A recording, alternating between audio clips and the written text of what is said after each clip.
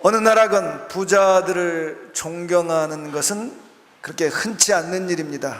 특별히 우리나라는 부자에 대해서 별로 그렇게 달가워하거나 존경하지 않습니다.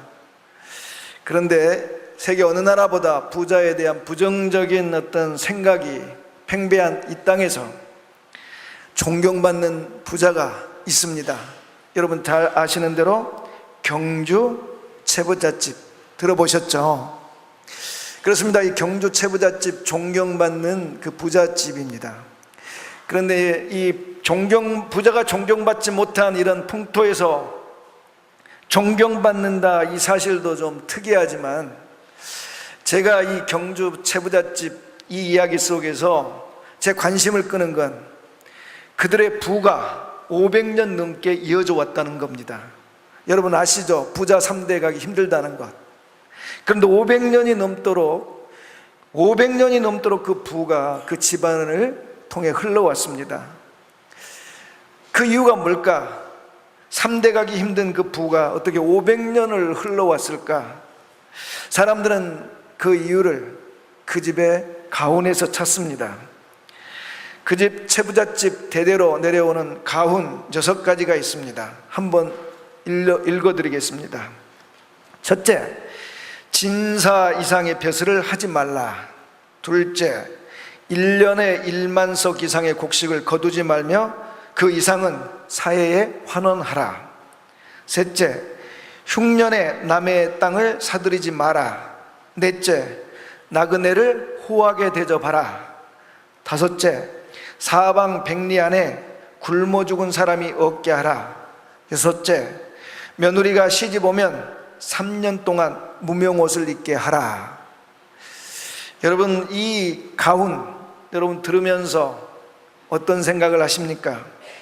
저는 이 가훈 6가지 속에 흐르는 하나의 핵심 메시지가 있다고 봅니다. 그 메시지가 뭐냐? 한번 따라합시다. 사명. 사명이에요. 사명. 채부잣집 그 사람들이, 조상들이 후손들에게 남겨준 게 뭐냐면 부를 남겨준 게 아니라 사명을 남겨준 거예요. 사명을. 너희들은 세상의 사람들을 돌보고 먹여 살리라는 거죠. 여러분 사방 백리입니까? 사방 백리 안에 굶어 죽은 사람이 없게 하라고 그랬는데, 백리면은 40km고 사방이면 80km잖아요. 이 사방 80km면 자그마한 도 정도 되습니다. 이게 그러니까 한 도를 먹여 살리라는 거죠. 그런 이 일을 하기 위해서 벼슬도 권력도 진사 이상 하지 마라. 설령 그 일을 하기 위해서 재산이 많이 필요하다고 1년에 1만석 이상 거둬들이지 마라 이거예요. 이 6개 이 가훈 하나하나 뜯어보면 결국 그 속에 뭐가 있냐? 이웃을 섬기며 돌보며 살피며 살리라는 거 아니겠습니까? 그러니까 이 부잣집에서 자손들에게 부를 세습한 게 아니고 사명을 세습한 겁니다. 사명을 준 거예요. 그 사명을 주었기 때문에 그 후손들이 이 부를 사명보다 앞세우지 않고 사명을 부에 앞세워서 살았기 때문에 그 부가 500년을 넘게 흘러온 겁니다. 그렇습니다. 이렇게 세상 사는 사람들에게도 이 부를 이어가기 위해서도 이 사명이 이렇게 중요합니다. 하물며 믿는 우리들은 얼마나 더 중요하겠습니까? 지난주에 아브라함 설교하면서 하나님이 아브라함에게 주신 게 2가지 있다. 복만 준 게 아니고 뭣도 줬더라? 사명도 줬다. 근데 이 복과 사명 이 2개가 평등한 게 아니고 사명이 먼저다. 이게. 그 사명 때문에 하나님께서 복을 주시는 거다. 그렇습니다. 우리 믿는 사람들에게도 하나님은 복도 주실 뿐만 아니라 또 뭘 주신다고요? 사명을 주십니다. 그러면 그 사명이 구체적인 게 뭐냐는 거죠. 지난주 잠깐 언급했습니다. 하나님 백성 만드는 거, 예수 그리스도의 제자 만드는 거, 전도해서 양육하여 제자 삼는 게 하나님께서 우리에게 주신 사명이다. 또 하나는 오늘 본문을 통해서 우리들의 사명, 구체적인 게 또 하나 있는데 그것은 뭐냐? 이웃을 섬기는 겁니다. 자, 우리 누가복음 12장 33절을 함께 읽도록 하겠습니다. 33절 시작. 너희 소유를 팔아 구제하여 낡아지지 아니하는 배낭을 만들라. 곧 하늘에 둔 바 다함이 없는 보물이니 거기는 도둑도 가까이 하는 일이 없고 좀도 먹는 일이 없느니라. 아멘. 소유를 팔아 구제하라 그랬습니다. 그러니까 이웃을 물질로 섬겨라 했습니다. 오늘 본문 읽은 내용 중에 계속해서 이야기가 진행이 되는데, 오늘 이야기 속에서 예수님이 비유, 청지기 비유를 하죠. 섬기는 종 비유를 한다는 거예요. 섬겨라는 거예요. 그리고 언제 주인이 올지 모르니까 밤 이경이든 상경이든 깨워서 섬겨라 이랬어요. 그때 베드로가 주님 도대체 이 비유를 왜 말씀하십니까? 라고 질문을 합니다. 주님이 그 비유를 제자들에게, 사람들에게 들려준 이유를 이야기합니다. 42절을 다 함께 읽겠습니다. 시작. 주께서 이르시되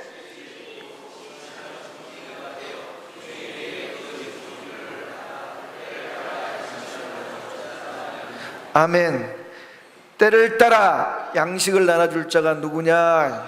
즉 무슨 이야기입니까? 주님이 양식을 나눠줘라 이거예요. 예수님 당시 많은 사람들이 하루 3끼 먹고 살기가 힘이 들었습니다.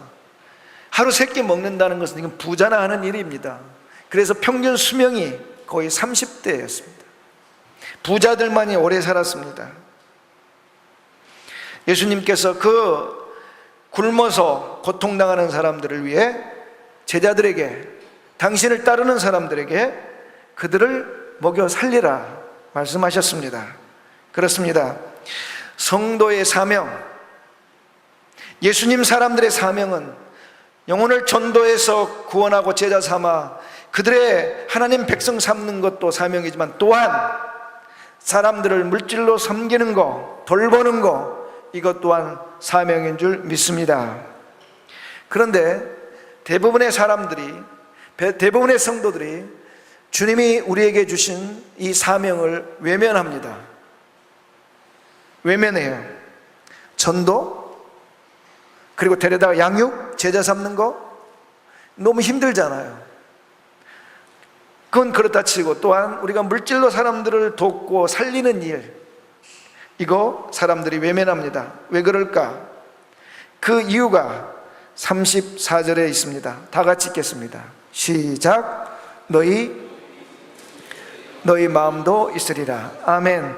사람의 마음이 어디 있다고 이야기합니까? 보물, 재물에 있다고 말합니다. 사람의 마음은 주로 재물에가 있습니다. 우리나라 말로, 한자로 말하면 복에 사람들의 마음이 가 있다는 것입니다. 그래서 사람들은 복받기 위해서, 그리고 돈을 벌고 재물을 쌓기 위해서 오늘도 열심을 다해 일합니다. 힘을 다해 일합니다. 그렇기 때문에 주님이 주시는 사명보다는 이 먹고 사는 문제라든지 물질, 이것을 모으는데 힘을 다합니다. 저와 여러분, 정직하게 한번 물어봅시다. 여러분은 사명을 앞세우십니까? 아니면 재물이나 또는 이 땅의 복을 앞세우십니까? 자, 이것을 알 수 있는 우리들의 일반적인 기도 한마디 여러분에게 소개하겠습니다. 여러분, 우리 이런 기도 많이 합니다. 주님, 내게 물질 주십시오. 주님이 물질 주시면 내가 주님을 위해, 주님 영광 위해, 또 주님 일 위해 사용하겠습니다. 여러분, 이 기도 저도 많이 했습니다. 여러분은 어떠십니까? 여러분도 이런 기도 했었던 분도 계시고 하고 있는 분도 있을 겁니다. 이 기도를 보면 굉장히 경건하고 믿음 있는 기도 같습니다. 그러나 이 기도를 아주 분석해보고 따져보면 이 기도하는 이 기도 속에는 주님 영광, 주님의 일, 즉 우리의 사명보다 물질을 앞세우고 있다는 것을 우리가 알 수 있습니다. 무슨 말이에요? 물질을 주시면, 주님 내게 물질을 주세요. 물질을 주시면 주님 위에, 영광 위에, 주님 일 위에 쓰겠습니다. 그러면 좀 더 세부적으로 기도한다면, 주님 물질을 안 주시면 주님 영광 위에 하겠다는 거예요? 안 하겠다는 거예요? 안 하겠다는 거죠. 그렇잖아요. 지금은 내가 물질이 없으니까 못 하겠다는 거 아니에요. 그렇죠? 그러니까 이런 기도는 우리에게 맡겨진 사명보다 더 중요한 게 그 사람에게는 뭡니까? 물질인 겁니다. 이 기도는 이렇게 바뀌어야 될 줄 믿습니다. 주님, 저는 가난합니다. 저는 먹고 살기도 힘듭니다. 비록 부족할지라도 주님 위에, 주님 영광 위에, 그리고 주님 일 위에 쓰겠습니다. 사용하겠습니다. 이 기도를 보면은 물질이 있느냐 없느냐 그게 중요한 게 아닙니다. 비록 없을지라도 주님 위에, 주님 영광 위에, 주님 일 위에 내가 적지만 없지만 사용하겠습니다. 이 기도는 물질보다 뭘 더 앞세우고 있습니까? 우리에게 주신 사명을 앞세우고 있습니다. 그렇습니다. 지난주 제가 사명과 복의 관계 속에서 사명이 빠진 복은 기복신앙이다 라고 이야기했습니다. 사명이 빠진 복, 그런 신앙은 예수님보다 복을 추구하고 예수님의 영광보다 자신을 추구하는 겁니다. 그래서 그런 신앙은, 그런 사람들이 가지고 있는 복은 어쩌면 예수님과 관계없을 확률이 되게 높습니다. 저는 여러분들의 인생이 복보다 사명을 우선하는 인생 되시기를 축복합니다. 여러분, 이렇게 사명과 관계없는, 복을 앞세우는, 물질을 앞세우는 그런 인생을 성경은 뭐라고 이야기하느냐? 복음의 관점에서 그걸 형벌이라 이야기합니다. 형벌이 따로 있는 게 아니에요.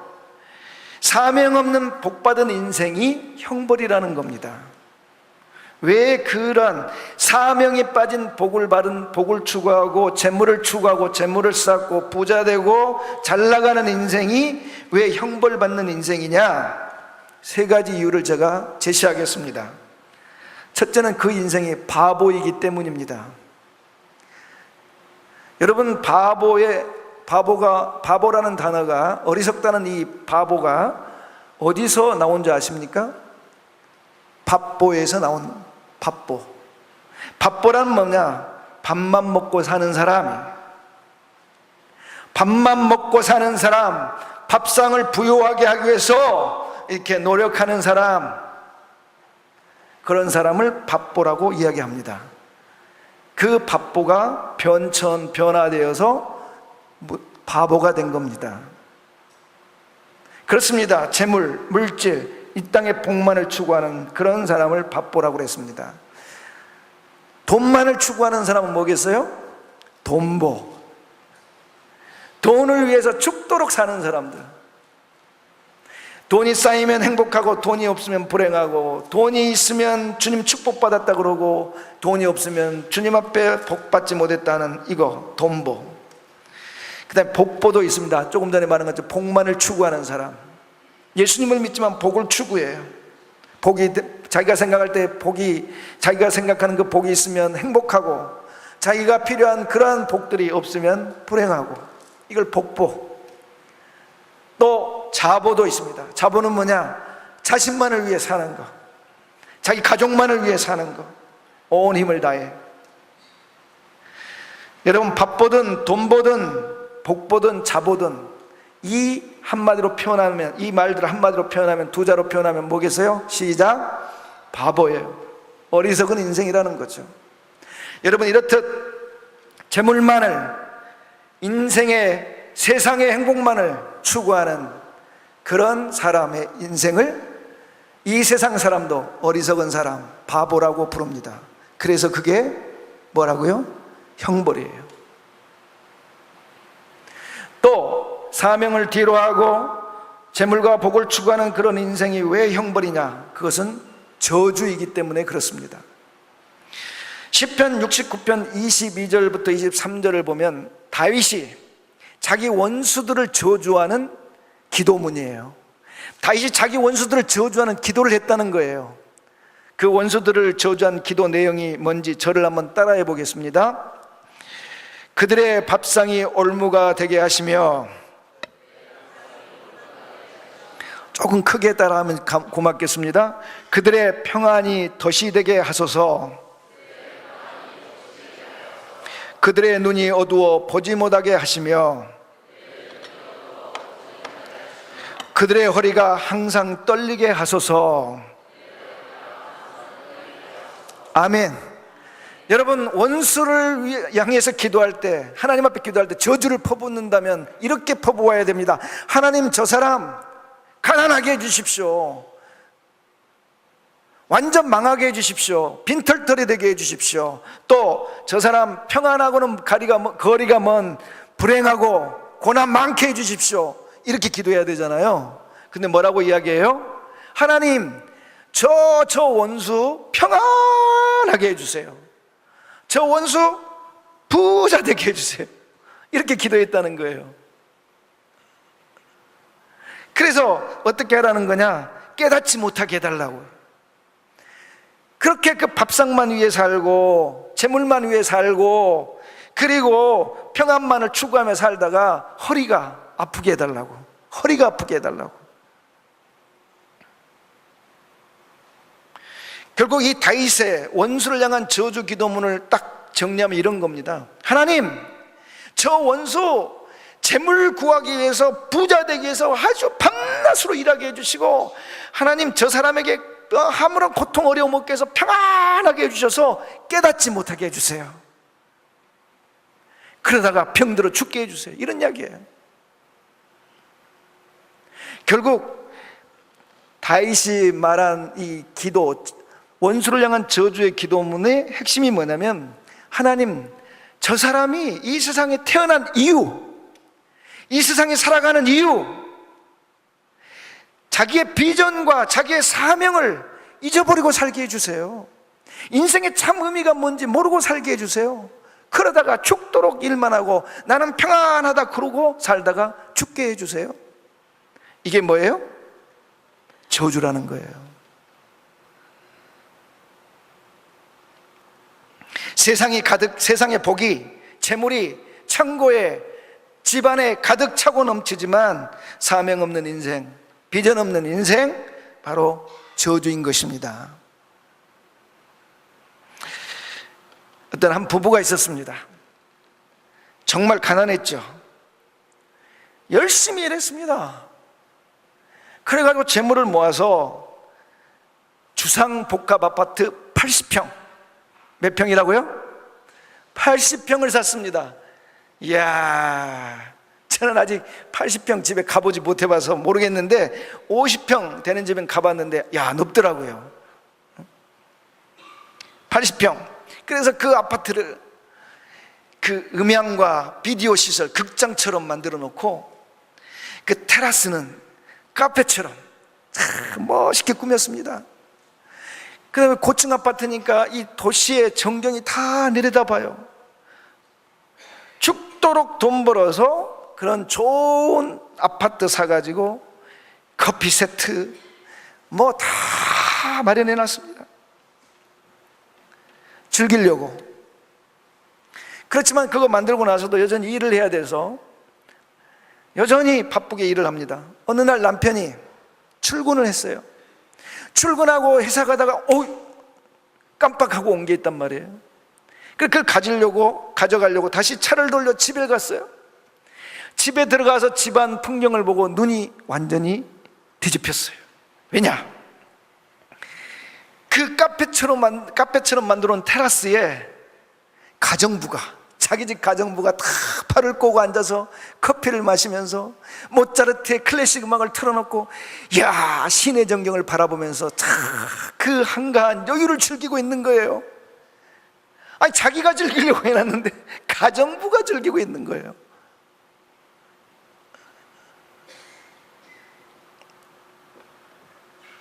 그렇습니다.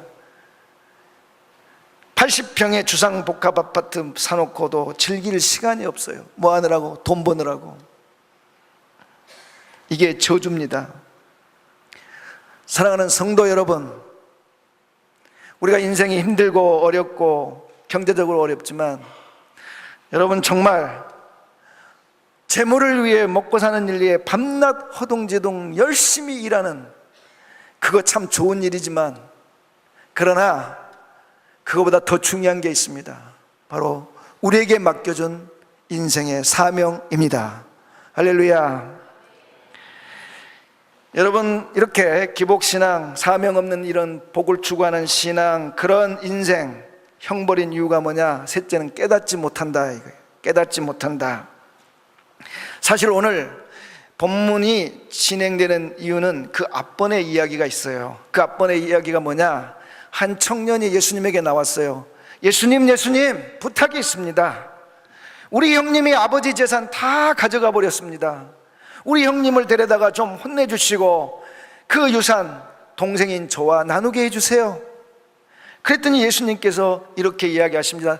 너희들은 나를 너희들에게 재물 나누어 주는 사람으로 생각하느냐 하시면서 어리석은 부자 이야기 하나 합니다. 어리석은 부자 한 사람이 있었다. 돈이 많았다. 근데 더 좋은 건 해년마다 그 사람 창고에 곡식이 쌓여갔다요. 어느 가을 또 곡식이 또 산더미처럼 들어오는데 이 저장할 창고가 부족한 거예요. 그래서 이 부자가 창고를 더 짓고 곡식을 탁 쌓으면서 이 부자가 자기 영혼에게 한마디 합니다. 누가복음 12장 19절 우리 다 같이, 누가복음 12장 19절 우리 다 같이 읽겠습니다. 시작. 또 내가 내 영혼에게 이르되 여러 해 쓸 물건을 많이 쌓아뒀으니 평안히 쉬고 먹고 마시고 즐거워하자 하리라 하되 아멘. 이 사람이 이렇게 이야기한 겁니다. 자기 영혼에게, 야, 내가 죽을 때까지 죽도록 다 써도 다음이 없는 재물 모아놨으니까 내 영혼아 즐겁게 즐겨라. 근데 이 부자가 깨닫지 못하고 알지 못한 게 있어요. 두 가지. 하나는 뭐냐? 우리의 영혼은 재물 때문에 행복하지가 않습니다, 여러분. 우리의 영혼은 하나님의 말씀을 들을 때, 하나님의 말씀이 자기 영혼에 들어올 때 행복합니다. 우리의 영혼은 하나님과 사랑의 관계를 누릴 때에 행복합니다. 여러분 그런 경험 있습니까? 인생의 실패, 돈 하나도 없어요. 앞이 캄캄해요. 돕는 사람 하나도 없어요. 그래서 하나님 앞에 나와서 기도합니다. 밤을 새고 기도합니다. 하나님 은혜 주세요. 하나님 도와주세요. 그런데 밤을 새워 기도를 했는데 변한 게 하나도 없어요. 여전히 실패는 실패 그대로 남아있고 앞은 캄캄하고 돕는 사람 하나도 없는데 영혼이 기쁜 거예요. 너무 즐거운 거예요. 그 앞에 보이는 자기의 문제들이 하나도 문제되지 않는 거예요. 그러면서 주 예수와 동행하니 그 어디나 하늘나라 찬송이 울려 퍼져요. 왜 그 영혼이 행복했습니까? 왜 행복합니까? 여전히 실패해요. 여전히 앞이 캄캄한데 왜 그러냐고요. 왜요? 그 밤을 새며 하나님과 교제했으니까요. 부자는 그걸 깨닫지 못했다는 거예요. 또 하나 이 부자가 깨닫지 못한 게 있습니다. 20절 같이 읽습니다. 12장 20절 시작. 하나님은 이르시되 어리석은 자 그러면 내 준비한 것이 누구의 것이 되겠느냐 하셨으니 아멘. 여러분 부자가 뭐라고 이야기합니까? 내 영혼아 즐겨라 이거예요. 죽을 때까지 즐겨라.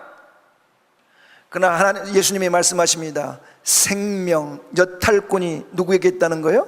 하나님께 있다는 거예요. 내가 오래 살고 싶다고 해서 오래 살 수 있는 게 아니에요. 내가 지금 당장 누구보다 건강하다 해서 그 건강이 다른 사람보다 더 오래 산다는 보장을 해줄 수 없다는 거예요. 하나님이 오라 하시면 가야 되고 하나님이 보호의 손길 걷어버리시면 욥처럼 동방의 부자라 할지라도 하루아침에 거지 될 수 있다는 거예요. 부자는 생명의 여탈권과 이상의 주권이 하나님에 있다는 것을 깨닫지 못하고 있습니다. 많은 성도들을 봅니다. 어떤 성도들이 하나님 두려워하는 줄 몰라요. 하나님을 두려워할 줄 몰라요. 이 부자가 그랬어요. 그렇습니다. 사명이 없는 복이 충만한 인생, 복을 추구하는 인생들은 이렇게 깨닫지 못하다가 죽습니다. 이게 바로 형벌입니다. 사랑하는 성도 여러분, 저와 여러분, 이런 형벌의 인생을 멀리해야 될 줄 믿습니다. 우리는 주님께서 주시는 이 사명 붙들고 사명을 이루는 인생을 살아야 될 줄 믿습니다. 그러려면 깨어 있어야 됩니다. 사실 오늘 본문 말씀은 예수님께서 믿는 성도들에게, 제자들에게 주시는 경고의 말씀입니다. 경고의 말씀. 만약에 주님이 알지도 못한 때, 생각지 못한 때 와서 우리들의 모습을 볼 때 이 섬기는 종의 삶을 잘 살면 주님이 우리를 섬겨주시겠다고 그럽니다. 그러나 그렇지 아니하면 어떤 일이 있을지 우리 모두가 다 압니다. 사랑하는 성도 여러분, 우리가 여기서 깨어 있으려면 오늘 본문 말씀 속에서 한 3가지가 우리가 기억해야 될 줄 압니다. 첫째는 뭐냐? 정체성이에요. 내가 누구냐 하는 거예요. 내가 누구냐? 예수 믿는 성도가 누구냐? 여러분, 예수 믿는 성도는 바로 청지기, 곧 섬김의 종입니다. 예수님이 이 땅에 섬김을 받으러 온 것이 아니라 섬기려 오셨다 하였습니다. 우리는 예수님을 따라서 우리의 신분 또한 하나님의 자녀이지만 섬기는 사람이 되어야 될 줄 믿습니다. 이걸 우리가 기억해야 될 줄 믿습니다. 둘째는 바로 사명입니다. 우리가 사명을 가지고 살아야 됩니다. 사명은 영혼을 전도하고 양육해서 제자를 예수님의 제자로 만드는 일뿐만 아니라 우리들의 물질을 가지고 사람을 섬기는 것입니다. 사람들은 그럽니다. 목사님 재물이 있어야죠. 예수님은 재물이 없어도 많은 사람들을 먹여 살리셨습니다. 왜냐? 그게 예수님의 사명이었으니까요. 중고등부 시절에 수련회를 갔습니다. 여름 수련회 가서 선생님들이 역할극, 연극을 하나 시켰습니다. 그게 뭐냐면 천국과 지옥이 어떤 건지를 스스로 실습해 보는 겁니다. 선생님들께서 숟가락 2m 정도 되는 숟가락을 만들어 주셨습니다. 학생 하나하나마다 숟가락을 들었습니다. 그리고 앞에는 음식, 과자 같은 걸 다 놓으셨습니다. 또 먹어라. 여러분, 2m짜리 숟가락을 들고 또 먹어집니까? 그게 먹을 수 있는 방법이 뭡니까? 이게 여러분, 2m짜리 숟가락을 들고 앞에 있는 음식을 먹을 수 있는 방법이 뭐예요? 숟가락 앞을 잡고 먹는다? 그거 말고 뒤를 잡고 먹을 때 방법은 뭐냐면 서로 먹여주는 겁니다. 그러면서 선생님들이 이야기했습니다. 은혜 받는 이야기 뭐냐? 지옥 가면 아직도 2m짜리 숟가락을 들고 밥을 먹으려고 퍼먹고 있다는 거예요. 그러나 천국을 가면 2m 넘는 그 숟가락을 가지고 떠서 서로 먹여준다는 거예요. 여러분, 사람들이 그 떠서 먹여줄 때 여러분 음식만 받아 먹은 겁니까? 상대방의 사랑과 우정과 정을 같이 받아 먹는 거 아니겠어요? 여러분, 오늘날 많은 사람들이 천국 보기를 원합니다.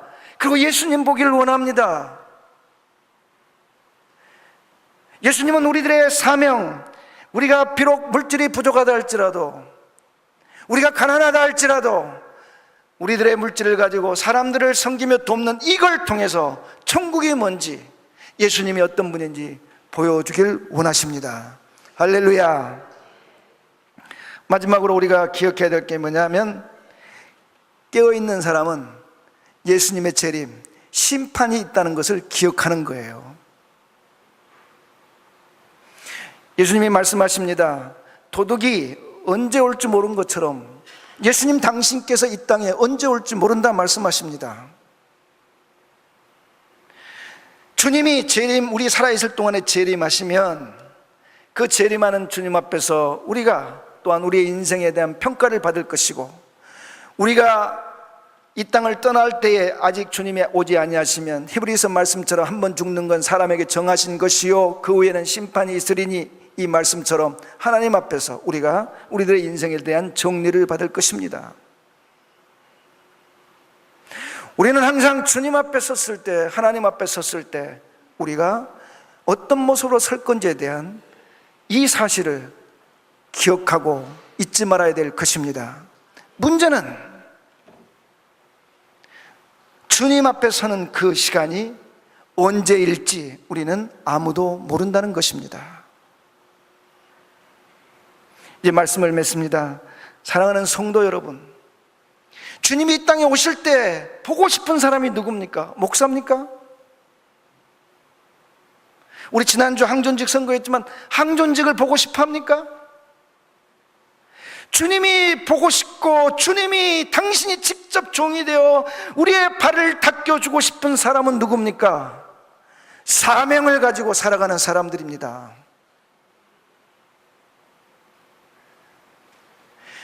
주님의 사명을 붙들고 살아가는 그 사람들을 주님이 보실 때 주님은 우리를 칭찬하실 것이고 우리를 기억하실 것이고 우리들의 눈물과 우리들의 마음을 닦아줄 줄 믿습니다. 사랑하는 성도 여러분, 저와 여러분이 다 그런 사명을 잊지 않고 섬기는 그런 성도 되기를 축복합니다. 한 주 동안 숙제가 있습니다. 한 주 동안 여러분이 아무리 돈이 없다 할지라도, 굶어 죽을 수 있다 할지라도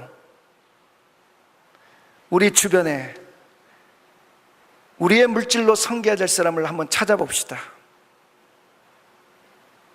그리고 그 사람들을 우리들의 물질로 섬겨보는 한 주가 되시기를 축복합니다.